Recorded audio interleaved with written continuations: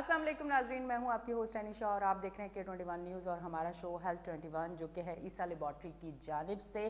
और हर शो पे मैं आपसे ये बात ज़रूर करती हूँ और शो को करने का जो एक मतलब मुझे ज़्यादा खुशी इसलिए महसूस होती है कि जिन चीज़ों की मुझे नॉलेज नहीं है एक तो वो मुझे भी मिल जाती है और साथ साथ जो लोग हमें देख रहे हैं और कहीं ना कहीं कुछ अपनी बीमारी के हवाले से गलती कर रहे होते हैं तो वो हमारा शो देख के ये सीख सकते हैं कि अल्लाह ना करे अगर उन्हें किसी किस्म की भी बीमारी होती है, क्योंकि हमारे हर हफ्ते मुख्तलिफ टॉपिक होते हैं तो उनको कम से कम ये पता चल जाए कि अगर उनको ये बीमारी है तो अब उनको ट्रीटमेंट लेना किस तरह से है, उन्हें कहाँ जाना है और कैसे अपनी केयर करनी है। तो ये शो बड़ा बेहतरीन होता है आप लोगों के लिए, क्योंकि यहाँ से आपको नॉलेज मिलती है, यहाँ से आपको एक वो रास्ता मिलता है जो आप बेहतरीन तरीके से अपनी बीमारी से लड़ सकते हैं।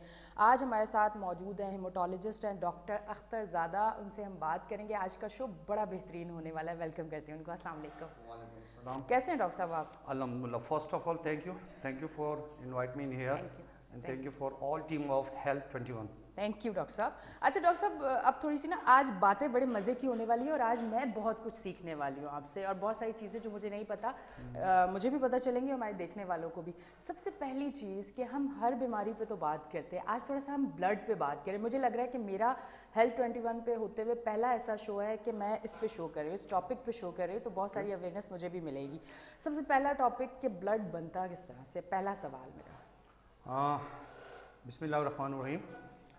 एक्चुअली मसला ये है कि हमारे पास जितनी भी बीमारियां आप डिस्कस यहाँ पर इस शो में कर चुके हैं, लेकिन उसका इनिशियल स्टेप जो होता है वो ब्लड होता है। ब्लड होता है क्योंकि ब्लड से उस जगह पर वो चीज़ पहुँचती है और वहाँ से वो डिजीज़ कॉज हो जाती है। तो अगर हम ब्लड की बात करें कि how can the formation of blood in the body, तो एक सिस्टम है इसमें। तकरीबन अगर हम एक प्रेग्नेंट वुमेन की बात करें और फिर उसके बाद इन्फेंट की बात करें और फिर उसके बाद चिल्ड्रन की बात करें जी, तो उनमें 3 जगह ऐसी है जहाँ पर ब्लड बनता है, ठीक। जैसे कि spleen, liver and bone marrow. जब वो एडल्ट्स की तरफ जाता है तो एडल्ट्स में फिर हमारे एक ही जगह पाई रह जाती है बॉडी के अंदर, जो कि बोन मैरो कहलाया जाता है। हमारे जिस्म के अंदर 5 बोन मैरोज मौजूद है एक जगह पर, जो कि डिफरेंट किस्म के आपके मुख्तलिफ किस्म के आपके सेल्स पैदा करते हैं, like skull, femur, ribs, spine and pelvis. ये 5 जगह है। इन 5 जगह को कहा जाता है, इसके अंदर जो मौजूद होता है they are called the bone marrow, and then that bone marrow is the responsible to productions of cells. उस सेल्स को कहा जाता है ब्लड। हमारे पास एक्चुअली ब्लड जो होता है उसमें अगर हम बोन मैरो की बात करें तो उसमें 2 किस्म के मैरो वहाँ पर मौजूद होते हैं। क्योंकि आजकल जो हमारे सोसाइटी में है, आज हम जो अपनी सोसाइटी में एक एजुकेशन अवेयरनेस की ज़रूरत ज़्यादा है, वो वहाँ पर नहीं है इस तरीके से। जिस एरिया से मैं आया हूँ, I belong to the Matreville, क्योंकि मैं अपना एक हॉस्पिटल भी चला रहा हूँ। I am also the CEO national Al-Shifa hospital and I am also managing director of Peace University. I am also run a university which is included different subject like physiotherapy, BS nursing, which is 16-year education we will provide. But actually awareness नहीं है लोगों को। ये जो है ना, पहले अगर हम हिफाजत करें अपने ब्लड की तो दुनिया में कोई भी बीमारी आपको नहीं लग सकती। अच्छा सर, अभी आपने कहा कि हिफाजत करें ब्लड की, तो ब्लड की हिफाजत किस तरह से हम कर सकते हैं? ब्लड की हिफाजत हम इस तरीके से कर सकते हैं कि हमें एक्चुअली हमें पता नहीं है कि हमारे बॉडी के अंदर क्या डिस्ट्रक्शंस हो रही है, क्या हो रहा है, क्या नहीं हो रहा है। जैसे कि अगर मैं सिर्फ ब्लड की बात करूँ तो उस ब्लड के अंदर आपके मुख्तलिफ सेल्स होते हैं। कुछ सेल्स ऐसे होते हैं जैसे RBCs होते हैं, हेमोग्लोबिन होता है, वाइट ब्लड सेल्स होते हैं, which is the immune system to the protect in your body. इसके अलावा बहुत सारे और सेल्स भी मौजूद होते हैं।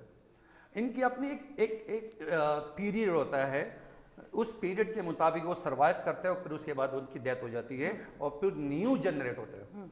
यहाँ पर क्या हो रहा है कि हम ब्लड की हिफाजत अपनी फूड्स के जरिए से कर सकते हैं। नंबर 1 बात हाइजीनिक फूड हो। दूसरी बात यह है कि हमारे पाकिस्तानी ज़्यादातर लोग क्या करते, बाथरूम में जाते हैं पहले हाथ हैंड वॉश नहीं करते, बाथरूम निकलने के बाद हैंड वॉश कर लेते हैं। एग्जैक्टली यही है, निकलने के बाद। तो ये सोचिएगा कि आपने डिजीज अपनी बॉडी पे खुद लगाया, यू आर रिस्पॉन्सिबल, क्योंकि आपने लोगों के साथ हाथ मिलाए, मैंने इस यहाँ पर टेबल पे हाथ रखा, this is infected but bacteria can not be seen, virus also. तो उसके बाद हम टॉयलेट जाते हैं, हम हाथ उस वक्त नहीं धोते। होना तो यही चाहिए कि पहले भी हाथ धोए, निकलते हुए भी हाथ धोए, लेकिन हमारे यहाँ पर ऐसे सिस्टम नहीं है। तो वी कैन, इसके अलावा बहुत सारी चीज़ें यहाँ पर मौजूद है जो कि अनहाइजीनिक होता है, जिसकी वजह से आपका इम्यून सिस्टम डिप्रेस कर देते हैं। हम मेडिसिन डॉक्टर के पास जाते हैं, डॉक्टर हमें विदाउट इन्वेस्टिगेशंस हमें हाई डोज मेडिसिन दिए जाते हैं, जिसकी वजह से हमारा बोन मैरो डिप्रेस हो जाता है। डिप्रेस होने का मकसद ये है कि वो इस तरीके से काम नहीं करता जैसे उसे करना चाहिए। सर मैं यही एक बात ज़रूर आपसे पूछूंगी, आपने जब ये बात की तो मेरे जहन में एक सवाल आया है कि जो लोग हो सकता है जो हमें देख रहे हैं उनके भी जहन में आया कि जो डायबिटिक पेशेंट होते हैं या बीपी के पेशेंट होते हैं, उनके तो रूटीन के साथ एक मेडिसिन चलती रहती है, क्या बोन मैरो पे उसका भी असर पड़ता है उस मेडिसिन का जो ज़िंदगी भर उनको लेनी होती है? थोड़ा सा एक्चुअली मसला ये है कि इनके लिए जानलेवा वही दो चीज़ें काफ़ी है, जिसका नाम है डायबिटिक और हाइपरटेंशन जी। अगर आप इसकी ये आप प्रोटेक्ट कर रहे हो, उससे प्रोटेक्शन कर रहे हो, आप उसको हाइपर सेंसिटिविटी या उनकी जो ब्लड प्रेशर हाई हो रहा है आप उनको नीचे की तरफ लेकर आ रहे हो, ये बोन मैरो की तरफ नहीं जा रहे हैं। लेकिन इफेक्ट पड़ता है। कोई मेडिसिन अगर रूटीन में लेते हैं क्या वो हमारी किडनी को डैमेज नहीं करता? नहीं करता है उस तरीके से नहीं करता जिस तरीके से इंजेक्टेड फॉर्म में होता है। ओके। इंजेक्टेड फॉर्म में वो डायरेक्ट आपका वहा करते हैं, लेकिन जो ओरल फॉर्म में होता है उसमें ऐसे मेडिसिन है जो हमारी बॉडी के अंदर अगर रिक्वायरमेंट नहीं है तो हमारी बॉडी के अंदर एंटीबॉडीज मौजूद है, हमारी बॉडी के अंदर मैक्रोफेजेस मौजूद है, ये हमारी हिफाजत के लिए। अगर उसकी जरूरत नहीं है जिसको एबनॉर्मल या एंटीजन कहा जाता है, या हम इसको हेप्टेन कहते हैं, हेप्टेन उसे कहा जाता है जो हमारे बॉडी के अंदर कोई चीज़ गया और हमारी बॉडी को ज़रूरत नहीं है, तो हमारे बॉडी के अंदर जो इम्यून सिस्टम है, मैक्रोफेजेस है, उसे वो खा देते हैं। खाने के बाद उसको डेब्रिस की शक्ल में इंजाइम के तौर पे आपकी यूरिन के जरिए से निकल जाता है। लेकिन जो इंजेक्टेड फॉर्म है वो डायरेक्ट आपकी किडनी पर इफेक्ट करता है, आपके इवन लीवर पे भी इफेक्ट करते हैं। हमारे यहाँ पर एक स्पेसिफिक डाइट का प्रोसीजर ही लोगों को मालूम नहीं है कि मुझे दिन में कितनी कैलोरीज रिक्वायरमेंट है, क्योंकि this calories is produce the energy in your body, हमें ये नहीं पता। तो इस वजह से अगर आप टैबलेट फॉर्म में ले रहे हो तो इफेक्ट कर रहा है, लेकिन कम कर रहे हैं एज कंपेयर टू अगर आप इंजेक्टेड फॉर्म में करते हो, क्योंकि ओरल फॉर्म में स्टमक में जा रहे हैं, stomach then are circulate, absorption फिर सर्कुलेट हो रहा है पूरे बॉडी के अंदर, उसके बाद एंड में फिर वो लीवर में जा रहे हैं। अगर उसकी रिक्वायरमेंट थी तो वहाँ पर वो यूटिलाइज हो जाएगा, अगर रिक्वायरमेंट नहीं थी तो किडनी के तौर पर वहाँ से वो एक्सक्रीट आउट हो जाएगा। But they take in more time, 10 to 20 years.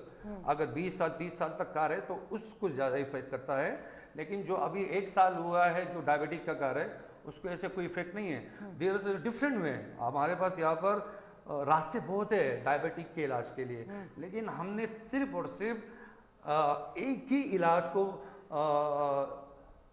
ज़्यादातर डॉक्टर्स, क्योंकि मार्केट में जो हो रहा है यहाँ पर सिस्टम्स, ये सिस्टम्स इस बिहाफ पे हो रहे हैं क्योंकि इनको एक कमीशन मिलता है। And there is so simple treatment of diabetic जो कि हमेशा के लिए ख़त्म हो सकता है, but the government and health department do not take action, क्योंकि कंपनियों के जो प्रोडक्ट्स आ रहे हैं मुख्तलिफ किस्म के, उनके सेल आउट कैसे होंगे, क्योंकि हमारे मुल्क में सबसे ज़्यादा अरबों रुपए कमाया जाता है सिर्फ हाइपरटेंसिव पे, डायबिटिक पे और हार्ट पेशेंट पे। अगर उनका ट्रीटमेंट एक नॉर्मल तरीके से किया जाए, एक तरीका, क्योंकि अगर हम बात करें 200 साल 300 साल पहले की बात करें, उस वक्त तो हमारे पास ये मशीनरी नहीं थी ना कोई डायग्नोस्टिक था, ना हमें कोई डॉक्टर बताता था कि इस डायबिटिक से आप मर जाओगे, लेकिन उनकी उम्र उनसे ज़्यादा थी। वाई? बिकॉज ये जो मेडिसिन होता है, ये जो एंटीबायोटिक्स होते हैं, ये बहुत बड़ा जहरीला होता है और इस पे एक पर्सन इंसान आदी हो जाते हैं तो लाइफ टाइम के लिए इनको इस्तेमाल करना पड़ता है और फिर उनका डोज स्टेप बाय स्टेप बढ़ता है और एंड टाइम में जब ऐसे स्टेज पे आ जाता है कि इसके बाद अगला डोज नहीं है तो उनका इफेक्ट करता है या तो उनकी किडनी फेलियर हो जाती है या इनका एब्डोमिनल कंजेशन हो जाता है या इनके मेरे के मसले पैदा हो जाते हैं। तो ये सूरत हाल यहाँ पर है। वरना अगर मैं भी आपको ऑनलाइन ये बताऊंगा कि इसका इलाज ट्रीटमेंट शॉर्टकट किस तरीके से, यहाँ पर तो मेडिसिन कंपनी मुझे छोड़ेंगे नहीं फिर यहाँ पर। ट्रू। इस वजह से मैं कह रहा हूँ कि इसके एक बिल्कुल आसान तरीका है, but they don't want need any kind of antibiotics. वो एंटीबायोटिक के बगैर भी उसको सोल्यूशन है, लेकिन यहाँ पर कोई बता नहीं रहे। इस वजह से there is a huge business in Pakistan और जो कमाई यहाँ से हो रही है वो ज़्यादा से ज़्यादा डायबिटिक पेशेंट पे, हाइपरटेंसिव पेशेंट पे और हार्ट पेशेंट पे। मेन पॉइंट है इसके सिस्टम चल ही इस तरह से रहा सिस्टम चल रहा है, सिस्टम रोक नहीं सकते हैं, बहुत सारी चीज़ें, बहुत सारे लोग इन्वॉल्व हैं। अच्छा डॉक्टर साहब, मैं एक चीज़ ज़रूर आपसे पूछना चाहूँगी क्योंकि मैंने बचपन से एक चीज़ बड़े सादा अल्फाज में सुनी है कि जब आपकी एज काफ़ी हो जाती तो आपका खून बनना उस रफ्तार से नहीं बनता या फिर जो है अब वो खून बनना बंद हो गया। ये बुजुर्गों की एक पुराने दौर की ये बातें होती थी, क्या इसमें कोई सच्चाई है? ऐसा कुछ है? ऐसे कुछ भी नहीं है। अच्छा, अगर इसमें अभी भी आप अगर किसी बुजुर्ग से आप हमारे अपने बुजुर्गों से सुनते होंगे तो कहते होंगे अब हम बुजुर्ग हो गए, अब वो ताकत नहीं रही, अब वो खून इस तरह बन नहीं रहा। ये अल्फाज आप भी सुनते होंगे। थोड़ा उन लोगों के लिए कि ये वहां तक आवाज जाए कि उम्र के किस हिस्से में आप जो समझते हैं कि अब वो चीजें नहीं बन रही और अब जो है हम दवाइयों पे अपनी जिंदगी को लेके चलेंगे, ये उनके लिए सवाल है। एक्चुअली मैडम मसला ये है कि खून का ना बनना इसका मतलब है कि इंसान ना होना। बिल्कुल। अगर उस स्टेज पे वो पहुंचते और कह रहे कि मेरे बॉडी के अंदर या मेरे बोन मेरो खून नहीं बना रहे तो फिर वो जिंदा कैसे है? नंबर 1 सवाल। दूसरा सवाल ये है कि एक्चुअली उन्होंने, मैंने आपको कहा ना कि लॉन्ग टाइम तक अगर एक बंदा मेडिसिन खा रहा है लॉन्ग टाइम तक, मतलब 20 साल तक 30 साल तक, जब वो बुढ़ापे तक भी डायबिटिक पेशेंट हो या कोई हाइपरटेंसिव पेशेंट हो तो उसके बोन मेरो पे इफेक्ट पड़ता है। बोन मेरो अगर आपका इस वक्त मेरा अगर 100% बोन मेरो काम कर रहे हैं तो हो सकता है कि मेडिकेशन के थ्रू पे मैं डेली बेसिस ले रहा हूँ, हो सकता है मेरा 50% काम करे, मेरा 70% काम करे। ये हमारी अपनी गलतियां हैं। हम अपने चंद पैसों को बचाने के लिए हम अपनी जिंदगी के साथ खेल रहे हैं, वरना वही पैसे हमसे 3 गुना बाद में लग जाते बिल्कुल। लेकिन आज हम क्या कर रहे हैं? आज हम कर रहे हैं कि नहीं भाई आप हमें एंटीबायोटिक, दुनिया में आप देखिए कि वाइड एशियन कंट्रीज है जिसमें विदाउट इन्वेस्टिगेशंस आपको मेडिसिन दिए जाते हैं जो कि कानूनी तौर पर ये जुर्म है। First you must be investigate कि इश्यूज क्या है, then after you start your treatment. आप बाहर मुल्क जाइए, आप भले आप ज्यादा हाइपरटेंसिव हो जाए, आप ज्यादा डिप्रेशन में चले जाए, बट वो फर्स्ट ऑफ ऑल वो कहेंगे कि they take only 3 hours। शायद वहाँ पे वो फैसिलिटीज़ उनको मिल रही होती है। यहाँ पे अगर एक कोई गरीब किसी प्राइवेट क्लिनिक में जाता है और उसको टेस्ट दिए जाते हैं कि जाके अपने ब्लड टेस्ट करवाओ, तो वो ये सोचता है कि मेरे पास तो इतना पैसे नहीं है कि मैं जाके कल टेस्ट करवाऊँ, तो वो वाला डॉक्टर चूज करता है जो उसको सिर्फ दवाई देता है, वो डायग्नोज नहीं करता बीमारी को। ये वजह हो सकती है डॉक्टर साहब? 100% यही है। Actually we have a government hospital, आप नहीं जाए प्राइवेट हॉस्पिटल में, you don't want to need a private hospital.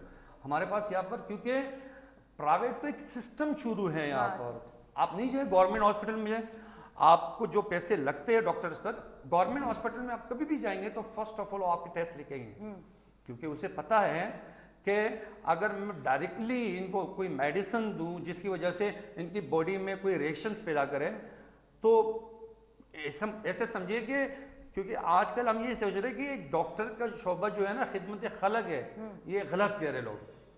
आजकल वो सिस्टम उलट हो चुका है, क्योंकि हम जो करने जा रहे हैं हमें वो सीधा लग रहा है, लेकिन वो सीधा नहीं, वो गलत है। गलत इस वजह से क्योंकि जब तक आप उस वक्त तक इंसान का हेल्प नहीं कर सकते जब तक आप उनकी बीमारी को डायग्नोस ना करें।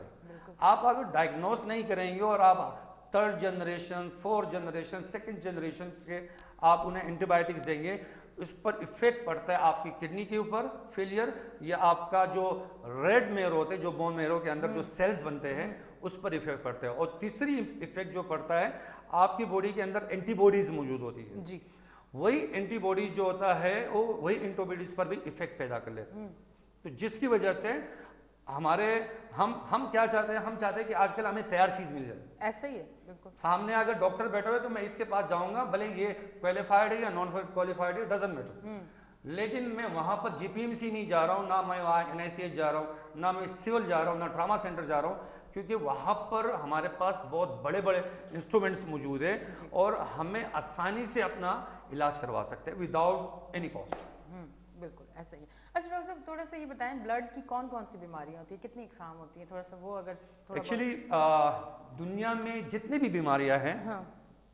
दुनिया में जितनी भी बीमारियां हैं उसकी ट्रांसपोर्टेशन जो करता है वो ब्लड करता है। ब्लड कर, अगर मिसाल के तौर पर मैं कोई खाने में मैंने टाइफॉइड लिया, टाइफॉइड साल्मोनेला टाइफी एक बैक्टीरिया का नाम है, मैदे से जाकर फिर वो बॉडी में डिस्ट्रीब्यूट होते हैं and then a person was suffering from the typhoid.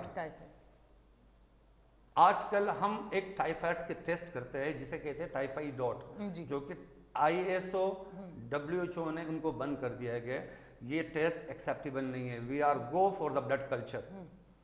हमारे पास जितनी भी बीमारियां है खून में उसकी ट्रांसपोर्टेशन यही करते हैं, लेकिन जो खून की अपनी असली बीमारी है वो है कैंसर, ल्यूकीमिया है, आपका बोन मेरो डिप्रेस हो जाते हैं ड्यू टू, क्योंकि हमारे पास यहाँ पर 4-4, 5-5 महीनों के मैं बच्चे देखता हूँ जिनको डॉक्टर प्रिस्क्रिप्शन करते हैं कि आप 1.5 ग्राम आप ये इंजेक्शन को दिन में 2 मरतबा लगाएं, जिसकी वजह से उसका बोन मेरो डिप्रेस हो जाते हैं।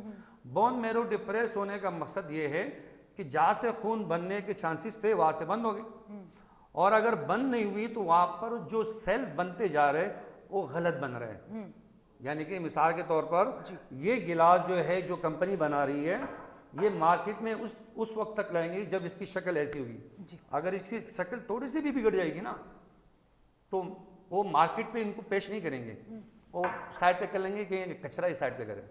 तो ये मसला होता है कि हमारे बोन मेरो जो होता है या तो सप्रेस होते हैं, हमें जाना पड़ता है बोन मेरो ट्रांसप्लांटेशन की तरफ, या हमारे जो अंदर जो है ना नया सेल पैदा हो जाते हैं जो कि हमारी बॉडी को रिक्वायर्ड नहीं होती। ऐसे मिसाल को समझिए कि मेरे अंदर कोई जिन घुस गया और मेरे हाथ में कुछ भी नहीं है। हाँ। मेरे हाथ पैर बिल्कुल बंद है, बल्कि दिमाग मेरा भी चल रहा है लेकिन I can't to do it. इस तरीके से वहां पर बोन मेरो में एक ऐसा जिन घुस जाते हैं जिसको कहते हैं कि आप सिर्फ ये वाले सेल तैयार करें बाकी कुछ भी नहीं करें। तो जो सेल्स तैयार हो रहे हैं बॉडी के अंदर उसको ब्लास्ट सेल्स कहते हैं। वही ब्लास्ट सेल होते हैं they are called the cancer, जिसमें ल्यूकीमिया बड़ी बड़ी बीमारी होती है जो कि अनट्रीटेबल होते हैं। अगर हमारे ज़्यादातर लोगों को तो उस वक्त पता चल जाता है जब उनके जिस्म में 70 से 80% तक ब्लास्ट सेल चले जाते हैं। उसकी फिर 2 से 3 महीने की वो है। हम मेरा अपना एक टीचर है डॉक्टर ताहिर शमसी, जिनकी डेथ हो चुकी है कोरोना में। अच्छा। और डॉक्टर उस्मान जो हमारे बकाया मेडिकल यूनिवर्सिटी के प्रोफेसर थे, इसके अलावा डॉक्टर मोइन साहब थे हमारे हेड ऑफ डिपार्टमेंट सासुमा। तो यकीन करें कि वो समझते थे कि हमें डिजीज डायग्नोस करने के लिए सिर्फ एक शुरू में CBC का टेस्ट करें। वो उसी CBC के टेस्ट से आइडेंटिफाई करते थे कि इनको क्या मसला है और फर्दर जाकर हमें कौन से इन्वेस्टिगेशन करनी चाहिए। कह रहे कि अगर कुछ नहीं कर सकते तो आप कंप्लीट ब्लड काउंट टेस्ट करें। इसके बाद जो हमारे बॉडी के अंदर आते ल्यूकीमिया पैदा होती है, acute mild leukaemia, chronic mild leukaemia, lymphoma पैदा होते हैं। This all is the called to the blood cancer. ये तमाम के तमाम आपके ब्लड से पैदा होते हैं और यही वाहिद बीमारियां हैं जो कि आपकी जिंदगी एक नुक्ते पे खड़ा करवा देती है, क्योंकि हमें पता नहीं होता। हमारे पास ऐसे एक पेशेंट ऐसे भी आते हैं कभी कभार कि जिनके WBC 1 लाख से ऊपर चले जाते हैं, तो डॉक्टर वहाँ के जो डॉक्टर से उनको दिया जाता है एंटीबायोटिक दिया जाता है। जब हम उस WBC को देख लेते हैं तो हमें पता चल जाता है कि भाई ये इनको इन्फेक्शन नहीं है, इनको कैंसर है। Then we are refer to the NIBD also for Aga Khan university hospital, Liaquat national hospital. Actually वो टाइम उससे गुजर चुका होता है। तो ये हमारे पास जो ब्लड की बीमारियां हैं, ये ब्लड खुद ब खुद ही पैदा कर लेती है। किस वजह से?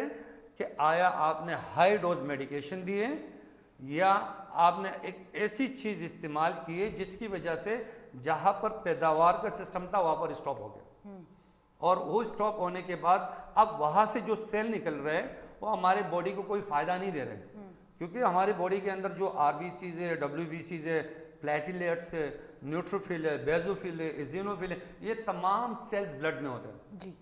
लेकिन इसमें अगर कोई भी एबनॉर्मल सेल्स कोई देख ले हमारे बॉडी के अंदर, तो मैक्रोफेजिस को एक सिक्योरिटी गार्ड है, वो मैक्रोफेजिस को लाइक सिक्योरिटी गार्ड को बुला लेते हैं कि भाई ये चीज़ हमारी शक्ल जैसे तो नहीं लग रही है, तो क्या कर लेते हैं, उसे वो इंगल्फ कर लेते हैं, डाइजेस्ट कर लेते हैं और मार देते हैं।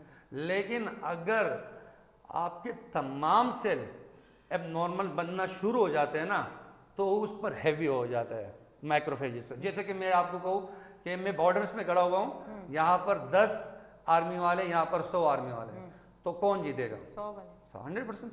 तो वहाँ पर आपके जो एबनॉर्मल सेल्स इतने ज़्यादा हो गए कि आपकी बॉडी अनकंट्रोलेबल होगी, जिसकी वजह से आपका फीवर, ब्लड वॉमिटिंग स्टार्ट होती है, चक्कर आना शुरू हो जाते हैं, कमज़ोरी शुरू हो जाती है, जिसकी वजह से आप आगे जाकर तो इसका ट्रीटमेंट पॉसिबिलिटी है, but majority of people survive नहीं कर सकते, क्योंकि इसका अगर बेस्ट ट्रीटमेंट है तो they are requirement for the bone marrow transplantation. अच्छा ठीक है, तो वो करवाना आसान तो नहीं है? नहीं। वो तो आगा खान में वो तो एक्चुअली आगा खान में तो हम वो काम हम हमारी गलती की वजह से हो रही है, तो व्हाई वी डू दैट?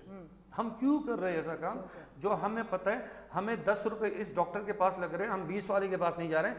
आप 20 वाले के पास भी नहीं जाए, 10 वाले के पास भी नहीं जाए, आपने गवर्नमेंट ने आपको बहुत फैसिलिटीज दी है, आप वहां पर जाइए, आपके ये 10-20 रुपए भी बच जाएंगे। बिल्कुल, और आप बीमारी से भी बच जाएंगे। हम बीमारी को क्या कहते हैं कि हम कहते हैं कि ये यहाँ आने के बाद ये स्क्रीट आउट हो जाएगा, खत्म हो गया। ऐसा हमारा कोई सिस्टम नहीं है, ऐसा हमारा कोई सिस्टम नहीं है, क्योंकि वो टॉक्सिक्स पैदा जरूर करता है।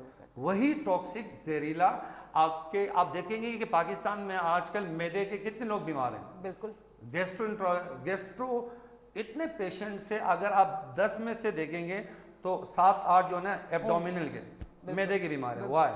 Because they are taking the medications. किस पे भरोसा करे, किस पे भरोसा ना करे, लेकिन सवाल यही बनते हैं ना लोगों की क्या करें फिर? आप ये करें कि पहले आप पूछिए उनसे कि मुझे हुआ क्या है, आप जो मुझे मेडिसिन दे रहे हो इनका इंक्यूबेशन पीरियड्स क्या है, इस आपने मेरे अंदर क्या ऐसे आइडेंटिफाई किया कि आपने मुझे ये मेडिसिन दी। आजकल ये सवालात कोई भी नहीं पूछ रहा, बल्कि बाहर मुल्क में ये सवालात पूछे जाते हैं क्योंकि ये पेशेंट का राइट्स है। राइट, बिल्कुल। बहुत बहुत शुक्रिया डॉक्टर साहब, आप तशरीफ लेके आए। डॉक्टर साहब बहुत सारे सवाल थे और बहुत कुछ आपसे पूछना था, पर क्या करें, शो का टाइम खत्म है। Thank you very much. Thank you.